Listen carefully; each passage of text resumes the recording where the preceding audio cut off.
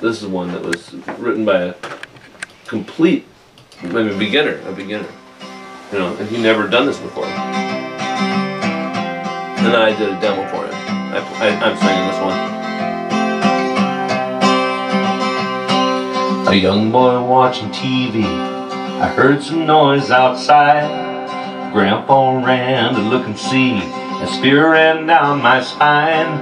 A policeman with a group of men pointing guns at him. Never seen Grandpa look so mad as he softly cursed at them.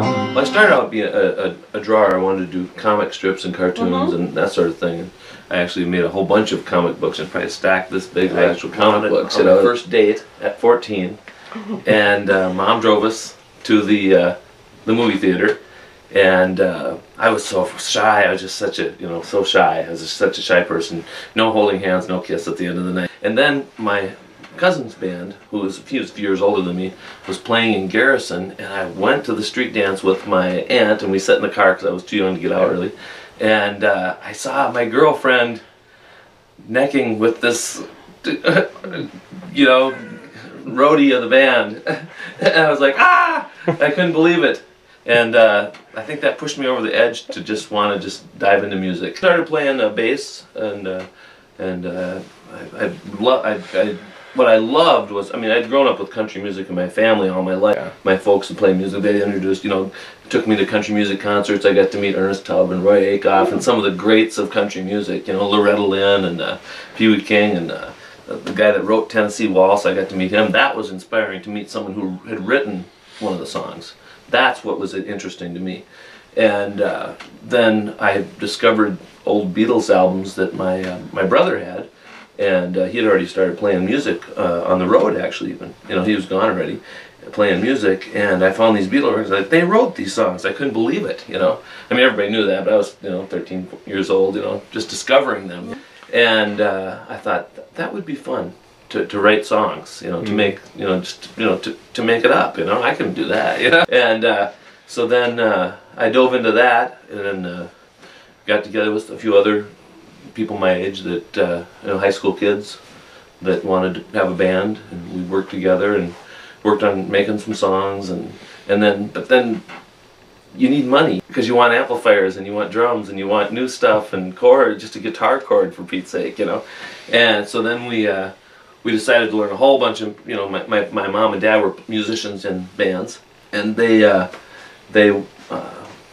were, making money, playing music. We thought, well, that'd be a good way to do it. So we knew all these places that had bands, but it was country music. So we wrote a whole bunch of country songs in notebooks, and put a music stand up there, and we just played all these songs, and we became a band, But then, of course, that really kind of just does distract you from the actual writing, and really just now in the last few years, I've been able to really dive back in to just primarily writing, which is actually my mom and her family, the Petersons, had a family band when they were younger, and they were actually invited by WLS and I believe WCCO to move to Chicago or Minneapolis to do a radio show, a weekly radio show in competition with the brand new radio show in Nashville called the Grand Ole Opry, featuring the Carter family. And they wanted them to come and compete with that.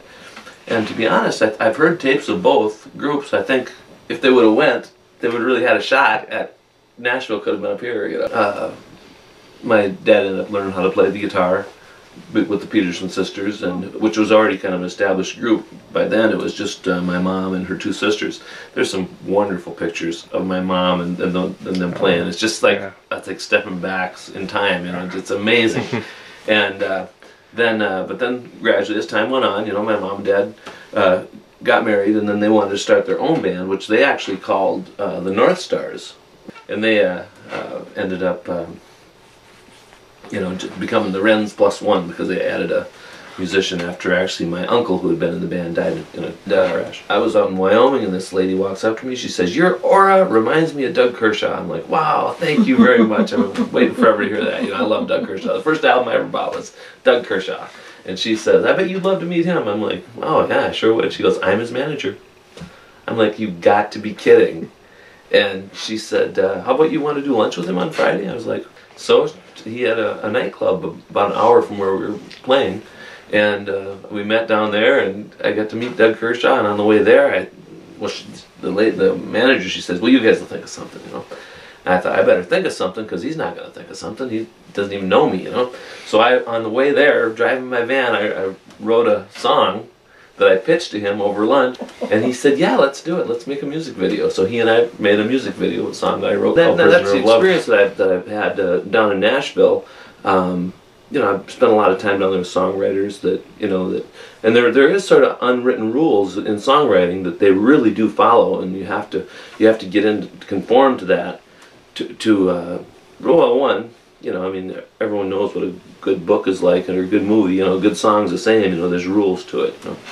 And so then I help these people that I probably help 5 or 6 people now record and write songs that probably never would have come out the way they did. You know, I mean, you know, so it really has worked well. So that it's been liberating in the fact that I can do that and help some people. Put on some miles, travel around. Oh, sure. Now with the gas going up, it's like, how do I do that? You know? But with the economy crashing, what was in a way, you know, frightening, like I said, but also sort of liberating, because then there's time that I didn't have before because I was so busy. Time to actually help some people, help some songwriters, and you know, one fella came in. He had a song called "Another Bad Day," and it was about him being a carpenter, working on the job, and you know, spilling paint, and you know, but he'd rather be partying, you know, and having fun, doing something fun, and you know, with his woman, you know, and so I said, okay, let's go over these lyrics. And now with the use of a laptop, you can really analyze lyrics much better than before, with, you know, just trying to sing words, you know, just mumble words that are, you know, and then you kind of finally come up with something. Write those down, you know. Now you can really, you know, really analyze it. So now I said, this is what we'll do. So we came up with a new chorus for his song, and now he's got a song called "I'd Rather Get Hammered, But I'm Pounding Nails." I'd rather get hammered, but I'm pounding nails. That I'd like to put together like a book of maybe Minnesota poetry. Help some poets, help writers. I mean, I'm also a script writer, so I've got actually 3 movie scripts that are completed. A few award type things. Brainerd had a review of excellence. They gave me a nice trophy and showcased my works. And then also I was nominated in the Academy of Independent Artists for New Male Vocalist of the Year. I didn't win that, but I was nominated, and that was kind of neat.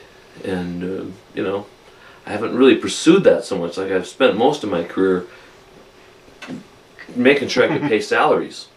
That's really been what I've spent most of my time doing, is making sure that everyone's going to get paid so we can still perform. You know, you know, making new music. That's what's really. I heard some noise outside. Grandpa ran to look and see. A spear ran down my spine. A policeman with a group of men pointing guns at him. Never seen Grandpa look so mad as he softly cursed at them.